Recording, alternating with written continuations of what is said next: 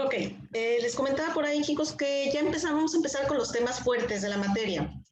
Sí, los temas fuertes en el sentido no de difíciles, sino fuertes en el sentido de que son los temas que ya empiezan a adentrarnos un poquito más a la gramática del idioma, que ya empiezan a adentrarnos un poquito más a lo que es el aprendizaje, precisamente, de el idioma inglés y de cómo vamos a empezar a comunicarnos.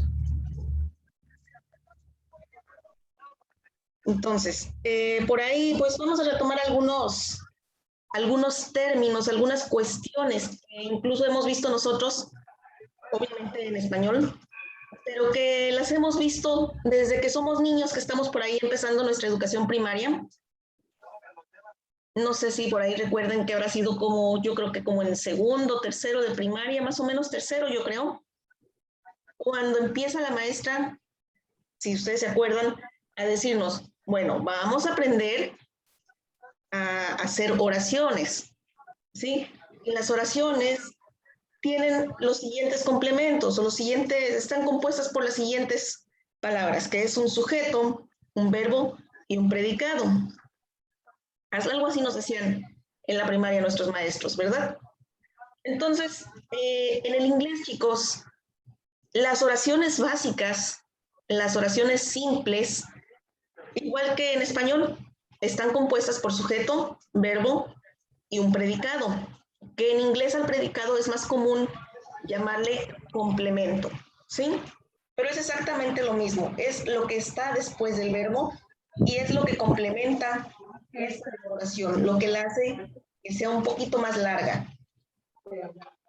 Entonces, partiendo de eso, y si por aquí alguien de ustedes quiere participar, yo les pregunto, ¿quién es o qué es el sujeto de una oración?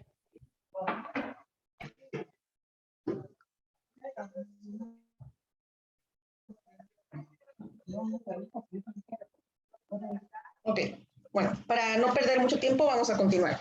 El sujeto, chicos, en la oración es la persona de la que se está hablando o la persona sobre la que recae la acción del verbo, ¿sí? Por ahí tenemos entonces también ya un concepto más. Los verbos son las acciones, ¿sí? Al hablar de un verbo, hablamos de una acción. Pero ahorita no nos vamos a meter mucho con los verbos, ahorita vamos específicamente con los sujetos, ¿sí? Los sujetos son las personas sobre las que recae la acción del verbo. El día de hoy no me voy a meter mucho a explicar lo que es el explorando, porque eso pues ya habíamos quedado, que es la sección que ustedes deben con sus conocimientos previos antes de que yo les dé la explicación. Entonces, eso lo estaremos revisando en la siguiente clase. Nos vamos a ir directamente a nuestra sección de comprendiendo, ¿sí? Y aquí nos mete un nuevo término, nos habla de algo diferente al sujeto, que es pronombres personales. ¿Alguien sabe cuáles son, qué son o para qué usamos los pronombres personales en las oraciones?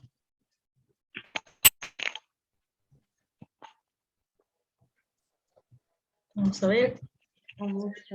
¿Alguien por aquí participa?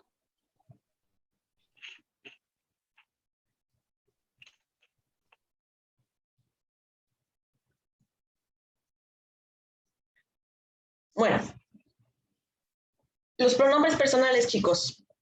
Incluso aquí mismo el libro nos lo está diciendo. Los pronombres personales en inglés y en cualquier otro idioma son aquellas palabras que sustituyen a personas, animales o cosas en frases, ¿sí?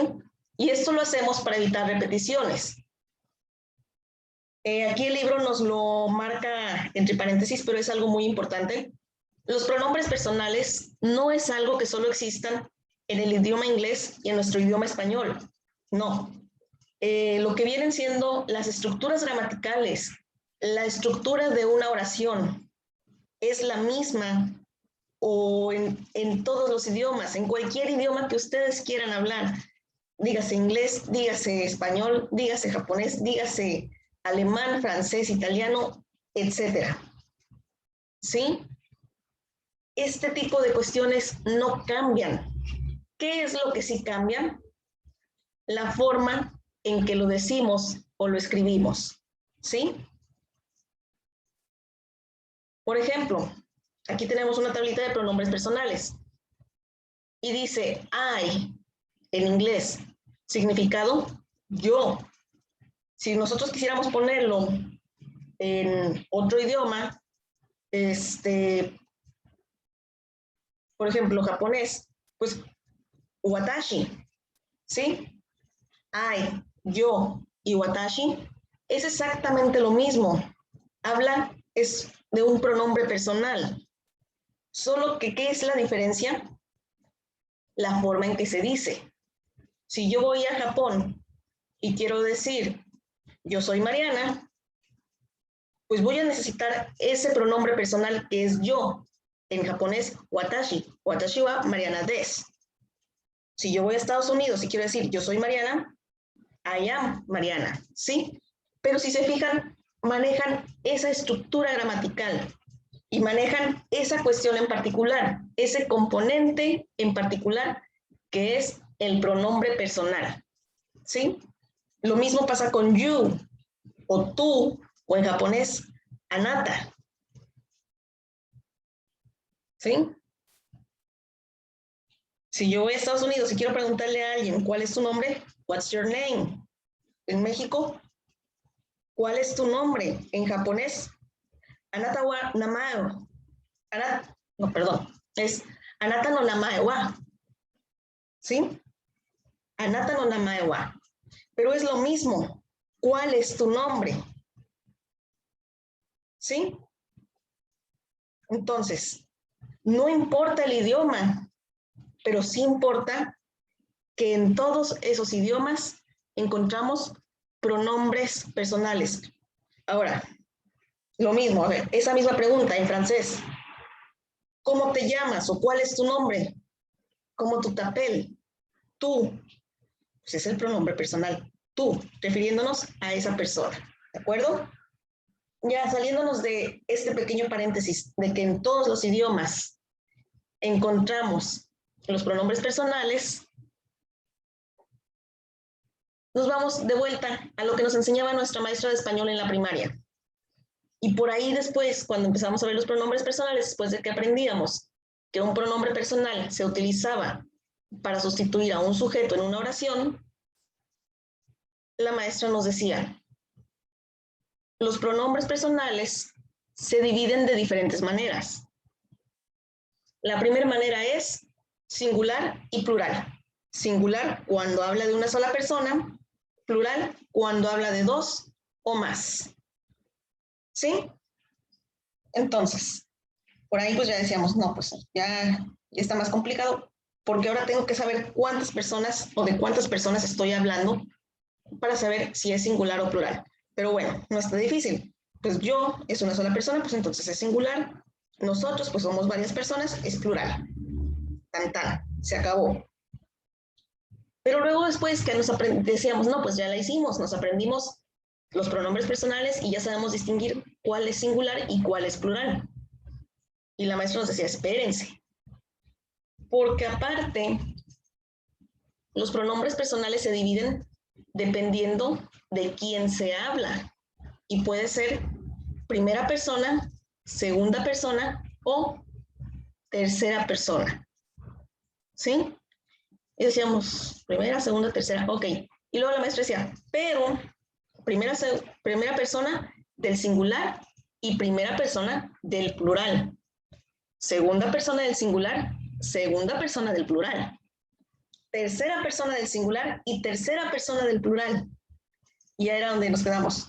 Ok, ya está más complicada la situación, pero bueno, nada grave, lo podemos entender, lo podemos aprender. ¿Sí? Y aquí es entonces donde ya veníamos, déjenme poner aquí mi anotador.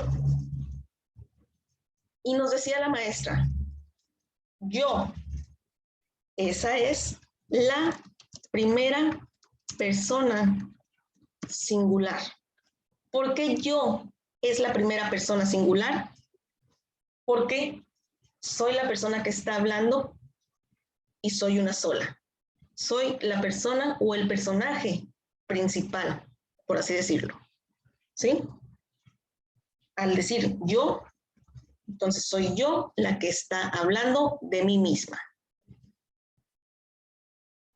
Y luego nos decía, tú es la segunda persona singular. Singular porque eres tú, una sola persona. ¿Pero por qué segunda persona?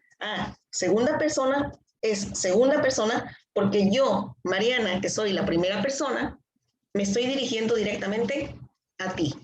Entonces, si yo como primera persona me dirijo a ti directamente, entonces eso te convierte a ti en la segunda persona, porque tú eres la persona que me está escuchando y eres la persona que me va a responder.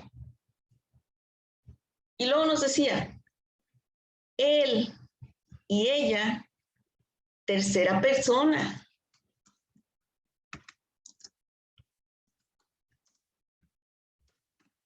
Y aquí era donde decíamos, pero ¿por qué si primera y segunda persona es una sola? ¿Por qué tercera persona hay más de una? Bueno, esto más que nada porque es necesario diferenciar ahí el género, ¿sí? En femenino y masculino. En español lo diferenciamos en femenino y masculino, y hasta ahí.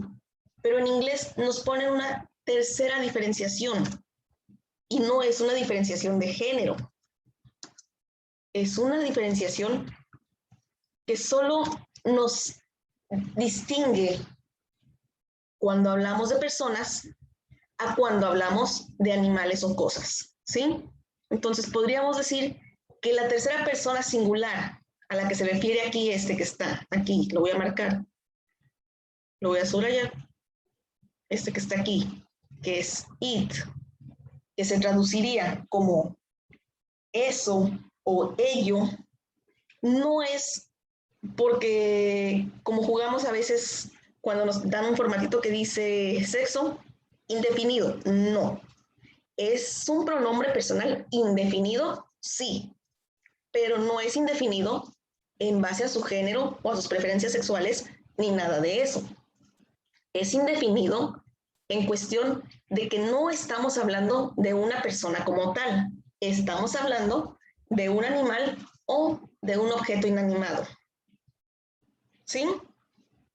Y simplemente, incluso, a veces cuando nosotros mismos no nos acordamos del nombre de algo y le pedimos a alguien, pásame el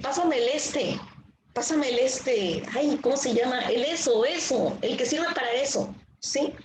Y si se fijan, es precisamente eso, es algo indefinido porque no es una persona, pero es una cosa, un objeto. En ese sentido es que podríamos llamarle indefinido.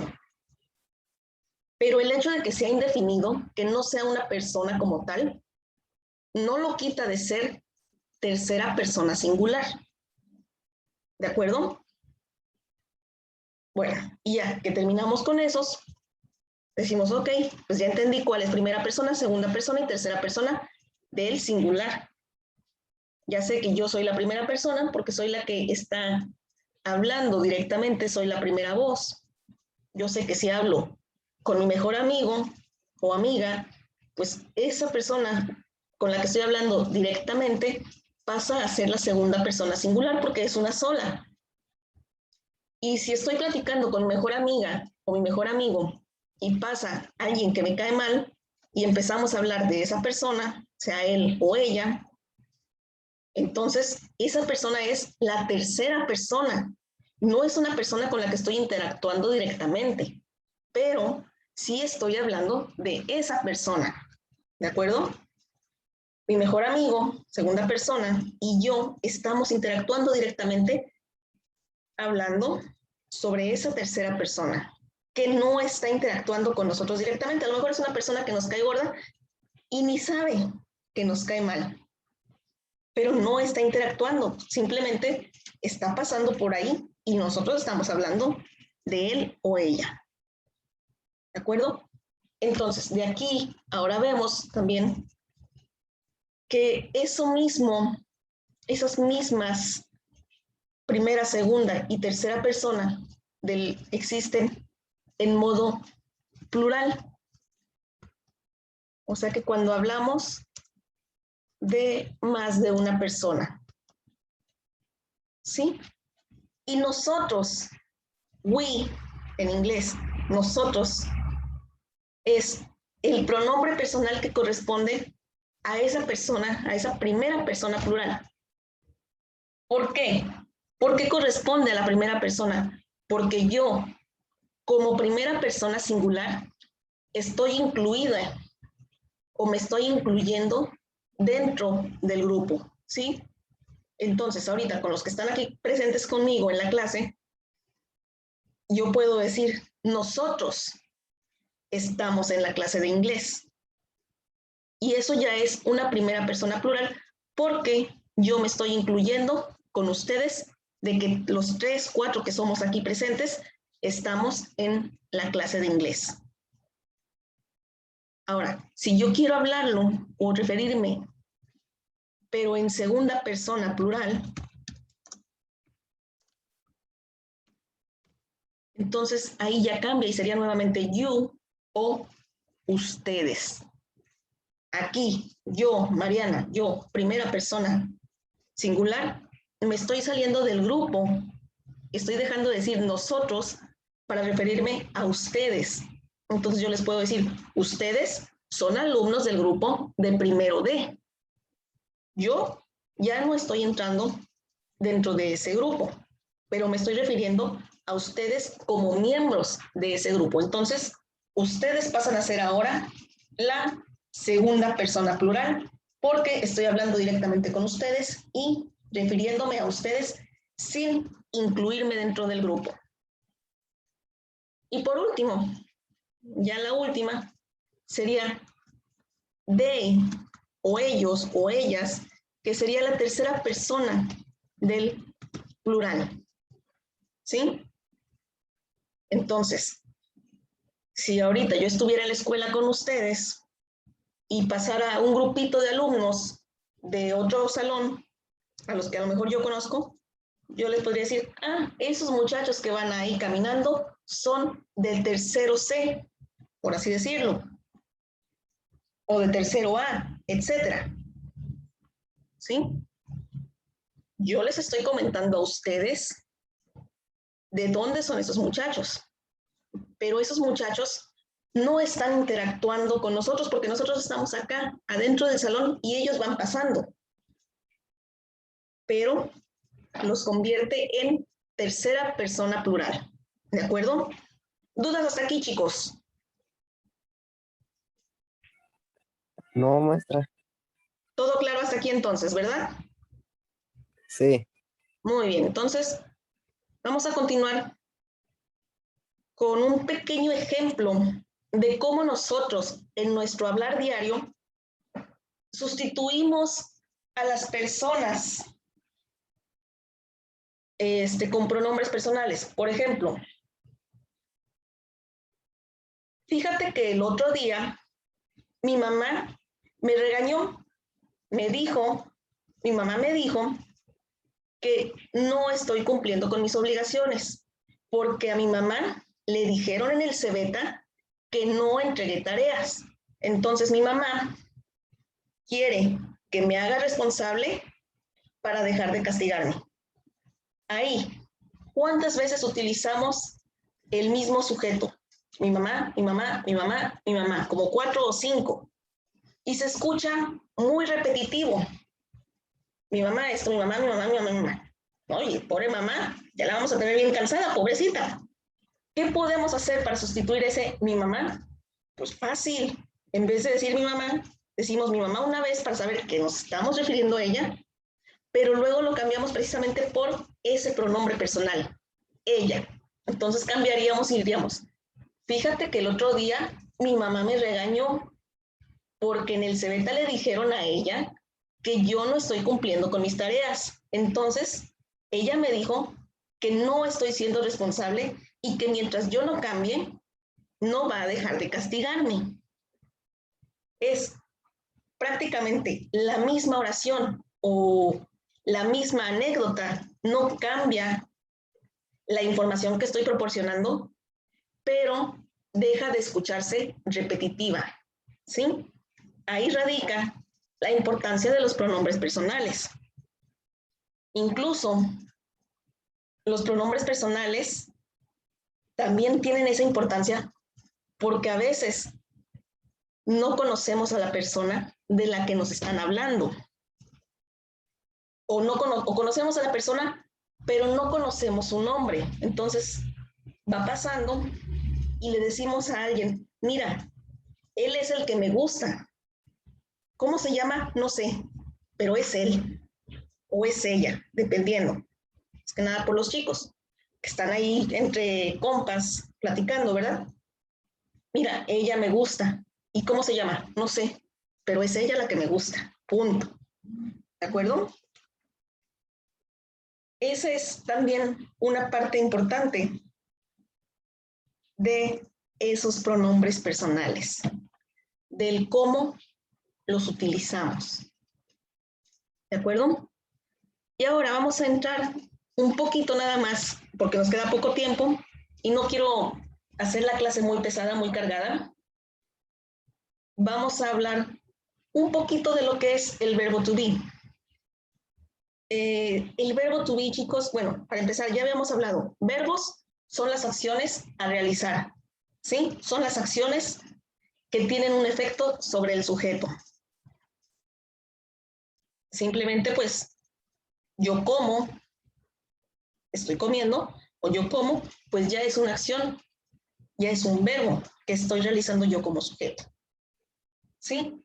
El verbo to be, incluso aquí el mismo libro lo dice, tiene una importancia especial en inglés. Corresponde a los verbos en español ser o estar.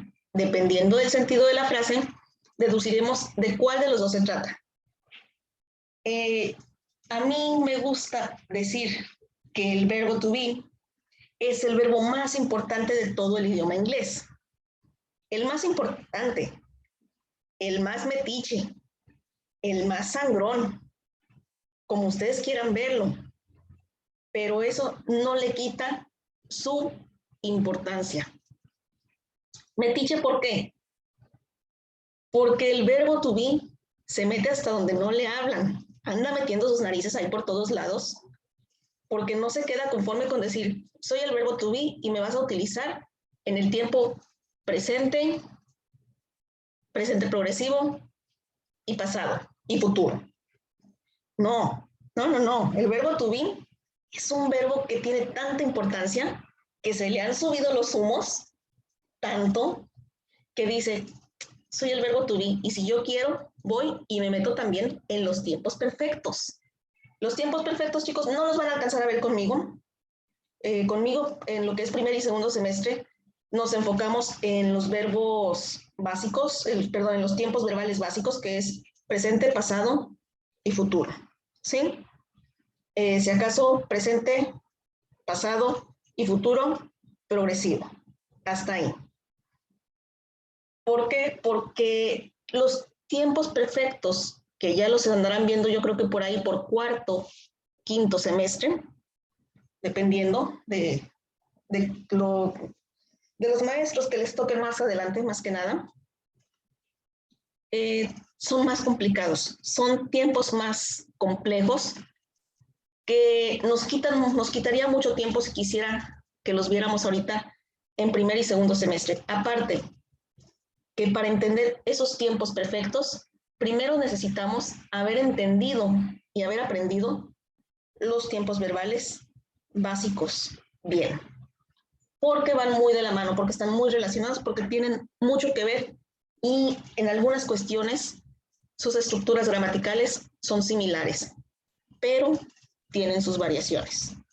Entonces, ahorita no los voy a estresar con tiempos perfectos, no se preocupen por eso, pero sí me gusta mencionarlos para que veamos y valoremos realmente la importancia que tiene este verbo to be. Por eso les digo, es un verbo muy metiche, porque hasta donde nosotros creemos que ya no le van a hablar, ahí va y se mete. ¿De acuerdo? Entonces, los verbos en inglés, chicos, todos los verbos tienen solo un equivalente o un significado en español. ¿Sí? Por ejemplo, el verbo correr, run, siempre va a ser run. Y si yo digo run, es que estoy corriendo. Pero al decir run es correr en carrera. O sea, correr verdaderamente. No es lo mismo correr que trotar. Trotar, en inglés en todo caso sería jog. ¿Sí? Lo mismo pasa con el verbo, por ejemplo, tomar, pero tomar de beber, de tomar agua, de tomar jugo, de tomar refresco. Drink. ¿Sí? Drink siempre va a ser tomar, pero solo tomar de beber. Ya, si queremos hablar de tomar, de agarrar algo, entonces ya sería take, agarrar. ¿Sí? Pero el verbo to be, nuevamente, como les digo, es bien sangrón. Llega y dice, ay, por favor, verbos simples ustedes. Yo soy el verbo to be y si yo quiero, puedo significar ser o si yo quiero, puedo significar estar. ¿Sí? O sea, yo soy el verbo to be, o sea, soy importante, soy especial y por eso puedo tener dos significados. Ah, ok. Bien, verbo. Bien por ti. ¿De acuerdo? Aquí mismo nos dice, dependiendo del sentido de la frase, es como vamos a saber si se trata de que está hablando en forma ser o si se trata de forma estar. Y aquí nos marca un ejemplo. I am English. Aquí en este ejemplo, al decir English, no nos estamos refiriendo al idioma. Nos estamos refiriendo a la nacionalidad inglesa. Yo soy inglés. ¿De acuerdo? Está refiriéndose a la nacionalidad.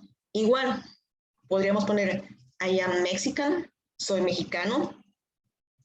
I am American, soy americano, etc. Entonces, ahí se está utilizando como que soy, porque la nacionalidad es algo que nosotros tenemos, es a la que nosotros pertenecemos, ¿sí? Contrario a I am in England, estoy en Inglaterra. Yo no podría decir I am México o I am England, yo soy México o yo soy Inglaterra, ¿sí? ¿Por qué? Porque yo soy una persona y yo como persona